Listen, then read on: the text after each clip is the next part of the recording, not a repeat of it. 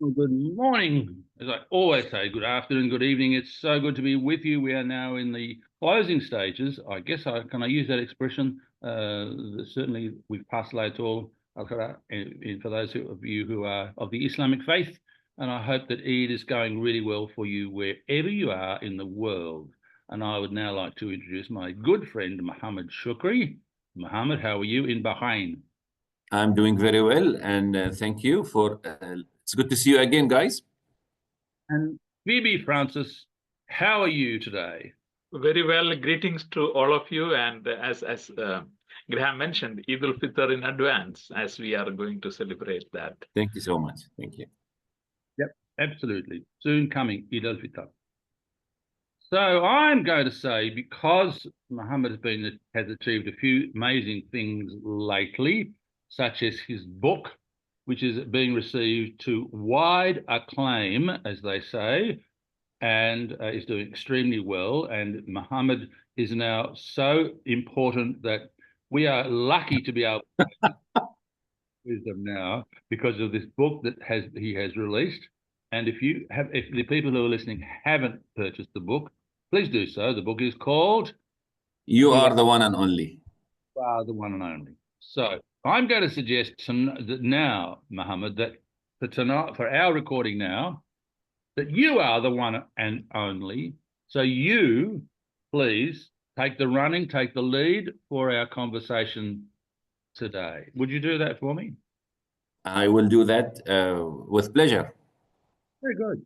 So away you go. I'll just sit back here and bask in the pleasure of where you are leading us to. All right. So I'm feeling playful today. All right. And although I prepared something to start with, and I didn't expect you to talk about the book. So the book, switched on another bulb in my head. You see, I was on a vacation, guys. And the vacation was to promote my book and do a book signing tour where in India, the place where most of the emotional events of my book memoir happened. And just as I was thinking that I will be in a book fair signing books and doing events here and there, the things in between actually inspired me way more than meeting people across a table of signing a book. So in India, in Mangalore, Delhi, Mumbai, and Chennai, the four cities, it was something constant that you see people going out of their way to express a gesture of kindness, whether they know you or not. Okay, and in the airport, for example, there was a carrier carrying some goods from place to place. He works in the airport. Suddenly, he had overloaded his trolley, so everything fell down. So me and another Indian who was a passenger left everything and helped him put things back. Now I am from a different faith. He is probably from a different faith. But that act of kindness has no faith, no religion. It was something in common between us. That very humble worker thanked us and moved on. So, do I know these two people? Do they know me? No one knows each other. The act of kindness can happen to any stranger. So, here's me away from my country. I stopped my all leadership courses only to find myself during this off period. One thing is on leadership. And that's why I want all of us to share our experiences where when the moment we close the office behind us and we might meet people will never meet again. Does our leadership work there? What are your thoughts starting from Fiby? I think it is everyday leadership, which the stories which you mentioned highlight how everyday leadership impacts. And again, all around us, in whatever way, in whatever space we are in. And that is what the leadership challenge asks us to do. How can I be a leader each moment, each situation? What way I can model the way, the first practice of the leadership challenge. And I was just reflecting, and it is related to yesterday we had um, leadership mastermind with Graham. And it was in an occasional networking event, which I met someone and I said, we have this happening. And that person joined the session yesterday. And after this interaction, and again, the words, what she mentioned itself is a proof that, a simple information may bring in value to people. And they cherish that value. What can I be doing as an individual, and what way this can reflect, and we can see the value from what they have given as a feedback. So that is one. And another example, which again, this is something which I usually walk in the evening, and then there is I love the Indian tea, so I go to a tea shop. Sometimes there is small to have a cup of tea, and then I get into conversation with that person who is serving. And quite often it will be in Malayalam, because people are from our region. And sometimes they don't know what way they can grow. So introducing them to a podcast, or introducing them to use a tool like LinkedIn. Because I remember one of my own fellow colleague a few years back, that I remember in 2009, who introduced me to the LinkedIn as a platform. And then, I got an opportunity to work in a bank through that LinkedIn platform, through someone reaching out. So, these are connection building tools. And what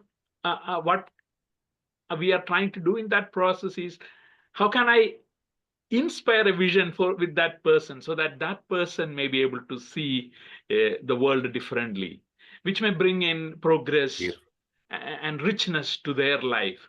So we all can be leaders in our everyday practices. So these are Beautiful. some of the thoughts coming into my mind at this point. And I'm sure more will come as we speak. I think we are ready to welcome Graham. What's on your mind, Graham? Well, leadership is not just for the office, is it? No. I would be hoping, because of my belief in leadership and my own principles, my own integrity, that I am the same person whether I'm leading people or whether I'm in a supermarket or on the freeway.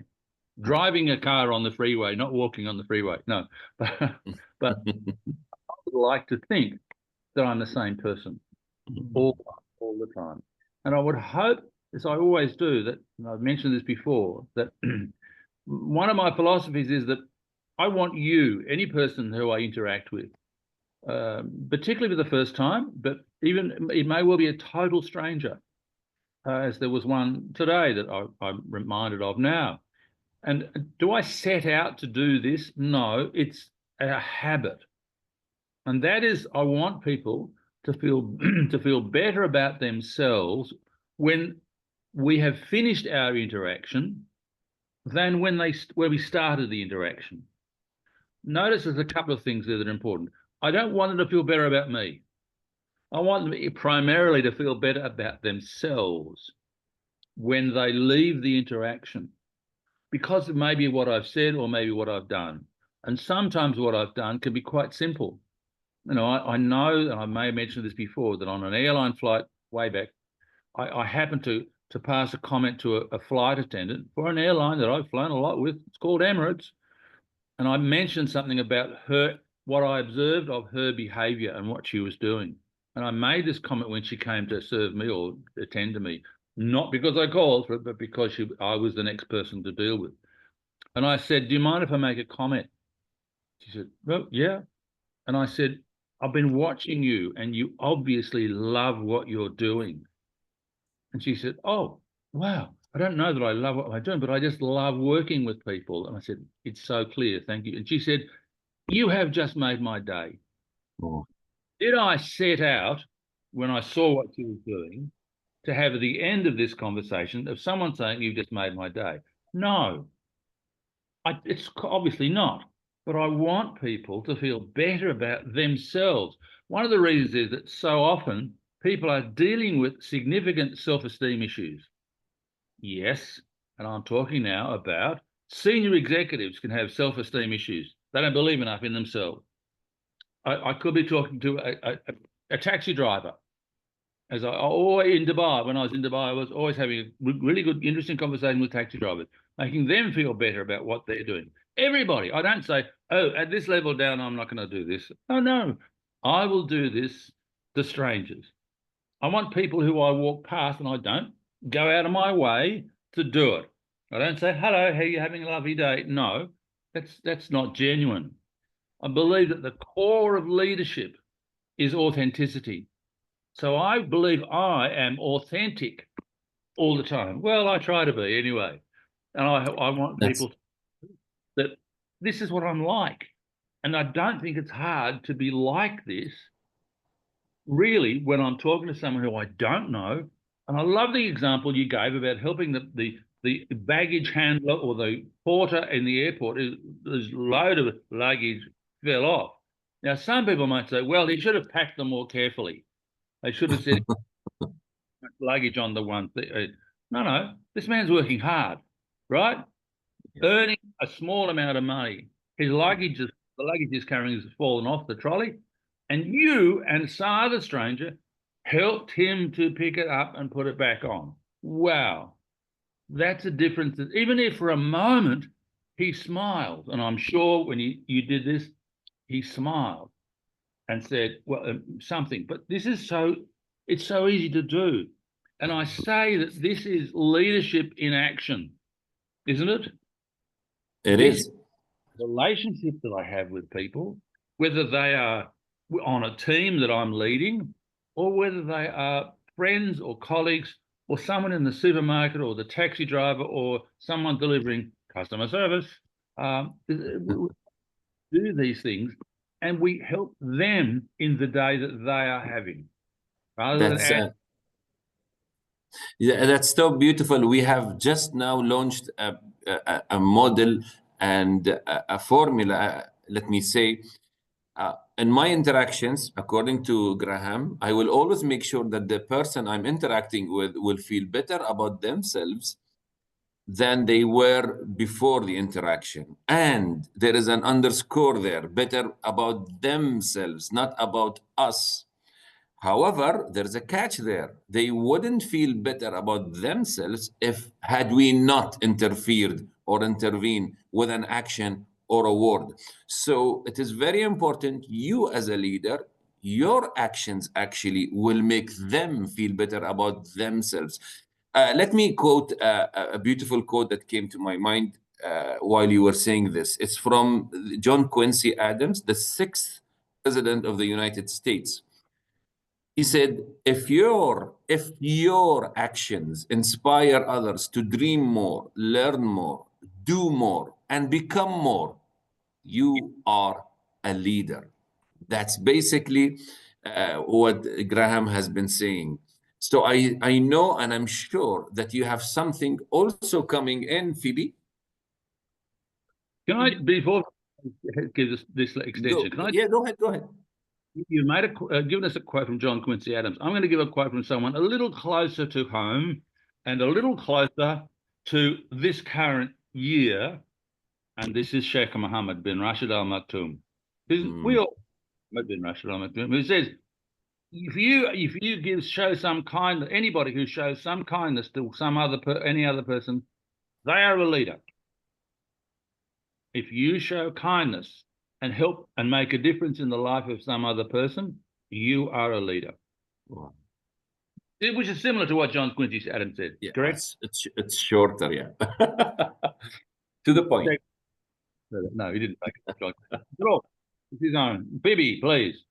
I reflect on, Graham, the words which you say, that how can you be a better person today than yesterday?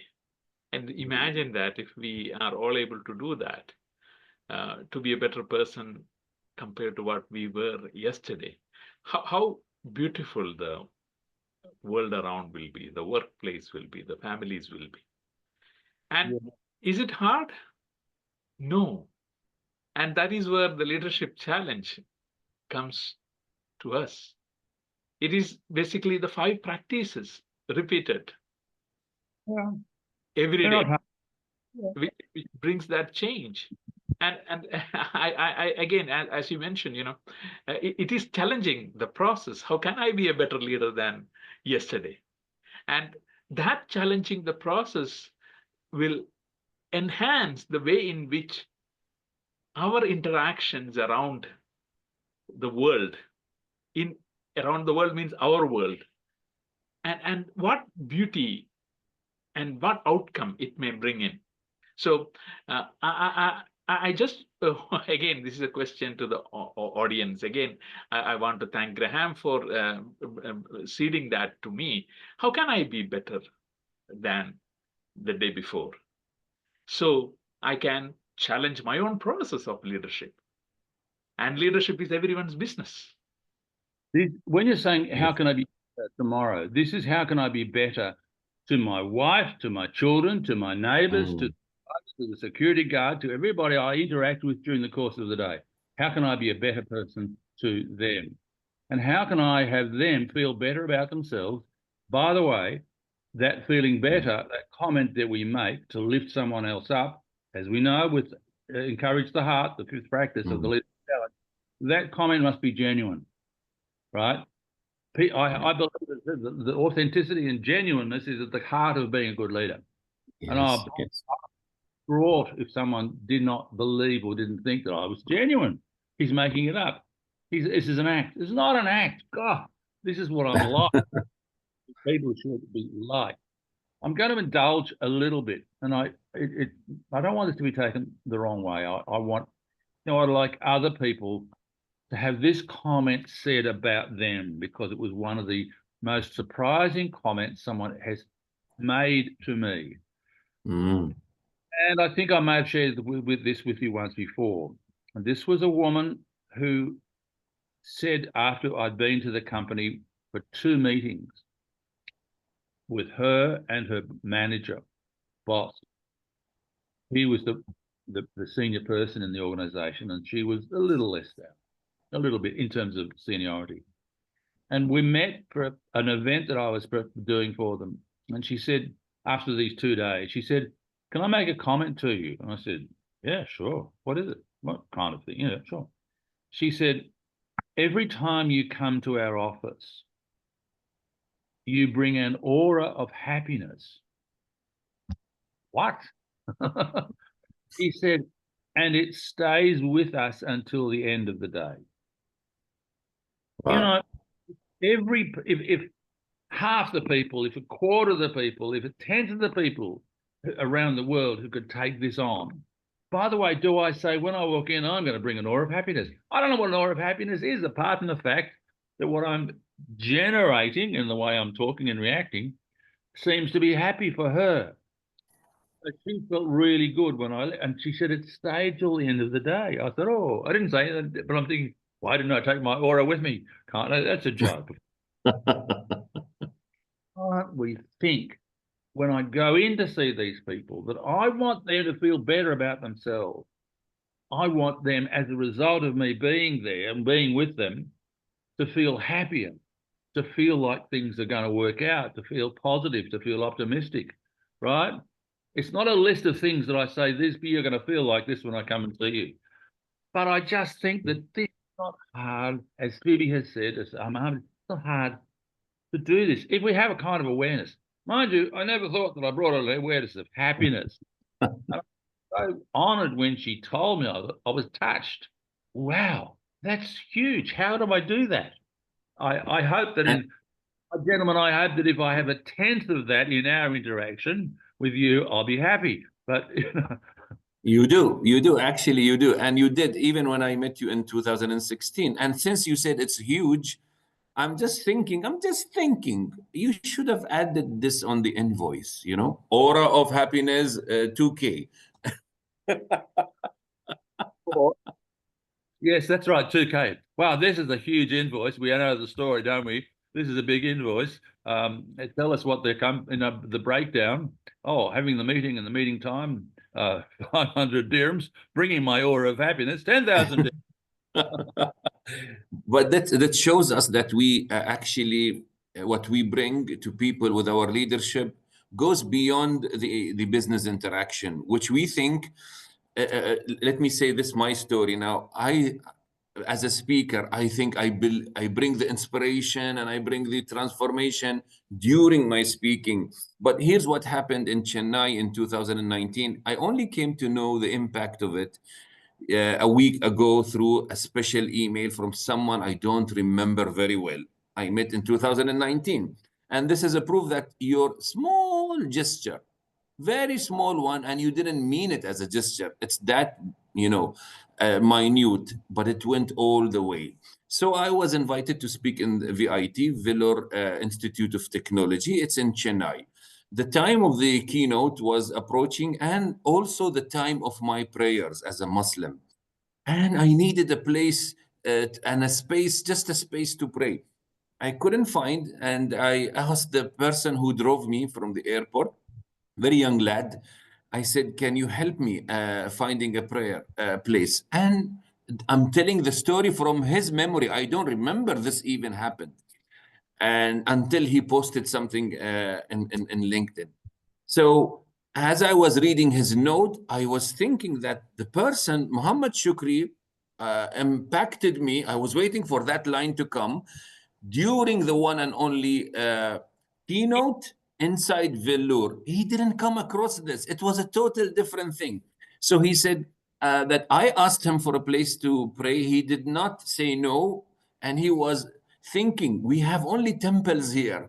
You know, in Chennai, every 10 minutes, you see a temple, if not less, but no mosques. He found and made a research quickly and find me a place, decent place I can pray and catch my keynote in the meantime. Now, what did change him is that not the fact that I prayed, and he's from different faith, by the way. When I came back, I was ready to go into the hall, and I just told him, according to him, thank you, my son, for making me pray for my family, because I was away from my family. I don't recall saying those. And this is what hit him. And he said it affected his personality. And I'm looking for my keynote. I'm looking for my leadership inspiring quotes. It was not there. It was that small gesture.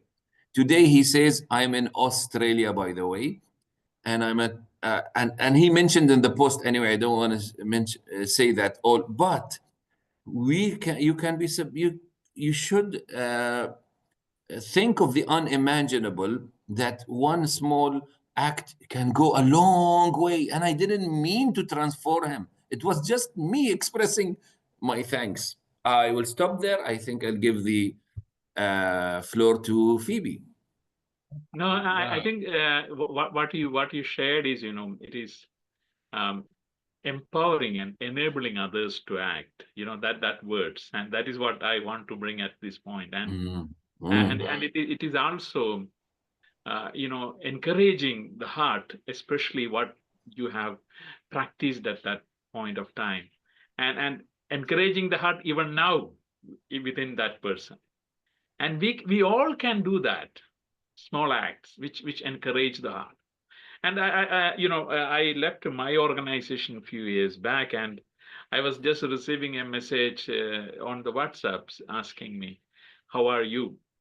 And he was the member who took us to various places, managing the office car. And this is what he said, we find you approachable, quite often people feel you always welcome us with a smile, ask us to sit. And these are small things which people reflect and remember. And like occasionally we call them, to check on them, how they are, and what impact that can have. And we are not giving anything, we are just interacting with the people. Quite often that is missing in our workplace. And or even at sometimes in our family situations, how can we call someone in our contact list? Who are the people I haven't interacted with her for a long time? Just check on what is going on in their life. So I think this will encourage more hearts around us. Before I give it to you, Graham, so I wanted to add what Phoebe is saying. Things we do off duty, quote unquote. I mean, we are not meeting our audience or our constituents, co-workers, and yet we still practice with the people we know, relatives, and also the people we don't know outside house and work. Guess what it does to us when we are on duty, what we do off duty? We become even better leaders when we go back to our team, and it becomes really something genuine. We don't have to actually make it up or you know, struggle to get it out, because we are doing it all the time. And this is where people believe we are more authentic. Over to you, Graham. This is what we do. We don't have to contrive or think about or plan or bring. We do this. And this is developed, sure. It's developed over a period of time. First of all, having an awareness. And that awareness often is built on when you do something to someone, it's positive, and you see the look on their face. We know that encourage the heart, when someone genuinely gives someone encouragement about what they've just done, and they see the reaction on that person's face. The individual who's given that encouragement thinks, wow, that was pretty cool. I need to do that again. Yes. Now, I'm not saying that you're going around building on these little episodes of, oh, I made someone feel happy today. I don't do that, but I know that there are times in my day when I think, well, I did something simple and I can see the impact on this for this other person. Little things that we do make a huge difference. And as leaders, as I said at the start, we don't turn off. The behavior is there so that when something happens that's related to leadership, it's still going to be there. We don't say, oh, well, look, I'm not working now. I'm doing this now. No, this is the intuitive. It's the way you are. That's what you're like. You don't have to put something on. So to total strangers, you can behave in a way that they feel positive about themselves because of what you have done for them. And it doesn't have to be huge. It doesn't have to be at all. It can often just be a simple thank you for what you've just done. And that can make a difference. Beautiful. Gentlemen, I think as, again, I know the word faith came. I know we are Leadership Challenge Middle East. And thank you very much, the viewers and also my colleagues here, observing Ramadan and Eid, and you know how Ramadan brings a lot of generosity and kindness. And I want to share a book I'm reading recently before I give you the last words and closing this. Infectious Generosity is a book I'm reading these days, and it's written by the co-founder, now head of TED, Chris Anderson. Okay, and he discovered what is infectious generosity, not through TED Talks, which his organization organizes, but also a lot of phases that's happening, and it can happen better than before, given the internet factor to it, all right? It's the acts of kindness. He mentions a story about, I think, in America or England, there's a haircut person, a barber, sorry, we call him a barber, right? So this is his duty. He does haircuts, finish, he gets, and then he goes home. On the way to home, he, of course, passes by homeless people. And there's a person that caught his attention. After several times he saw the same person, he was in a bad shape. He decided to sit down and talk to him. He talked to that homeless person and he discovered his story. They exchanged stories. He just exchanged the story at the end of the half an hour time he spent. The time is also a currency of kindness, a charity. So he paid attention to him genuinely, like you said, Graham. He offered him a free haircut. Would you please? He said, okay, no problem. So he brought his stuff and he made a haircut right there on the road. People going, passing, coming. And he found out a huge joy that came to that person because of this act. But also he found a lot of fulfillment. he decides he will do this to more homeless people. Can you show me your friends also who need haircuts? And the energy and the beauty and the joy was increasing more than the time he spends when he's paid. Today, his free haircut is a global movement. It's a global movement. I forgot the hashtag. I didn't prepare for this story, but this is one of tens of stories where an act of kindness outside to total strangers can make a huge difference. So my call, my last words before we close, and I give you the microphone, is it's time to really do this act. We have no idea. It's not one person you're changing. You have no idea how many people are changing. This Vivek, I think, from Chennai, he speaks about this 6 years on. You have how many people can we change by changing one person's, state? You never know. This affects his children. Let's do that infectious and let's be contagion, guys, with our acts of kind leadership. Absolutely. I leave it to you. Yeah, Your yeah. So it is like encouraging the heart to do more. And thank you, Mohammed, for bringing that story. And we all are leaders. And what can we do? As always, Graham asks us, better than yesterday to be a better leader. So encourage the heart. Yeah, thank you. Last words is it was your first word today. Last word is yours. You're going to close, Graham. Thank you, Mohammed. And I hope that everybody who's listening to this right now consciously decides that they can make a difference in the lives of someone else today. It might be a small gesture. It might be a bigger gesture. It might be like the haircut that is now going around the world. It might be something simple that has a ripple effect. But think about what you can do to make a difference in the lives of others. It's not hard. This is still leadership, correct? Yeah. Change the world by the way we embrace leadership and impact on others, not only the people who we're leading in the workplace, but every other person we come into contact with as we walk through this life.